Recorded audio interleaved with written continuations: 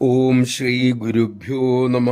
എന്നും അതിരാവിലെ ആശ്രമത്തിൽ അർച്ചനയും മഹിഷാസുരമർദ്ദിനി സ്തോത്ര ജപവും ഉണ്ടായിരിക്കും. സാധകർ അതിൽ പങ്കെടുക്കണമെന്നത് നിർബന്ധമാണ്.